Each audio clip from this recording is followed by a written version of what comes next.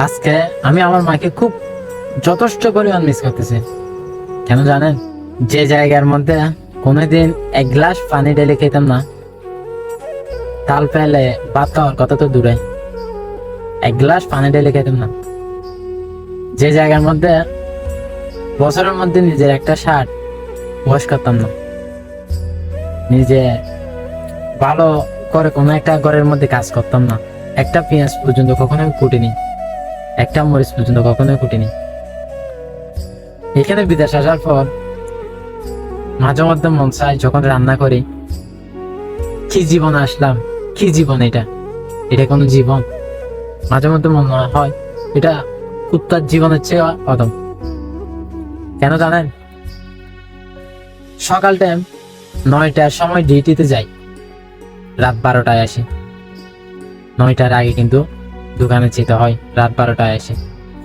রাত 12টায় আসার পর বাসায় এসে পাক করতে হয়, রান্না করতে হয়, না হলে খাবো কি? প্রতিদিন রান্নাই করতে হয়।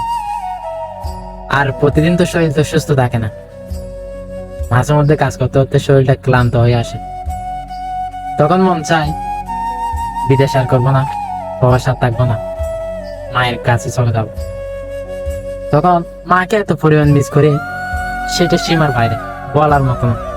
মাকে এত পরিমাণ মিস করি। আর মাঝে মধ্যে যদি জ্বর ওঠে, তখন তো আর বলাই থাকে না মার কথা। যে মানুষটা ঘুম থেকে বিছানা থেকে ওঠার আগে যে মানুষটাকে ভাত খাইয়ে দিত, যে মানুষটাকে ওষুধ খাইয়ে দিত, সে মানুষটা 104 ডিগ্রি জ্বর হলো পাক করতে হয়, রান্না করতে হয়, খাবার দাবার নিজেগুলো নিজে থেকে করতে হয়, সবকিছু।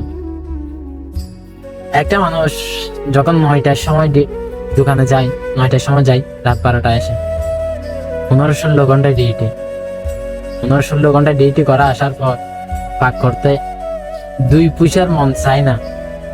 পাক করবো, খাবো, কি করব? পরিস্থিতি শিকার। পাক যদি না করে, না খেয়ে থাকতে হবে, সেই কারণে পাক করতে হয়। কিন্তু এখানে আসার পর কিছু জিনিস শিখতে পারছি। মায়ের কোলে বসে খাওয়া আর নিজে পরিশ্রম করে খাওয়া, তার মধ্যে পার্থক্য কি? এখানে না আসলে কখনোই বুঝতাম না। মায়ের কোলে যখন বসে বসে খাইতাম, তখন একটুও কষ্ট হইতো না। মা রান্না করতো, খাইতাম।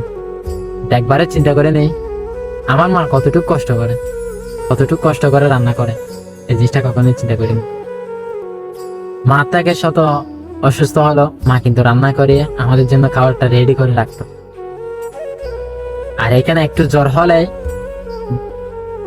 অল্প করে ভাত রান্না করতে গিয়ে নিজেকে কতটুকু অসুস্থতা মনে হয়, কতটুকু কষ্ট লাগে।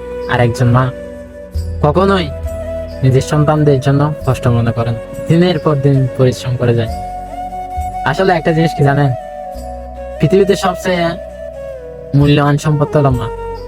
মার মতো পৃথিবীর মধ্যে কেউ নেই। আপনি যতই কিছু করেন না কেন, মা।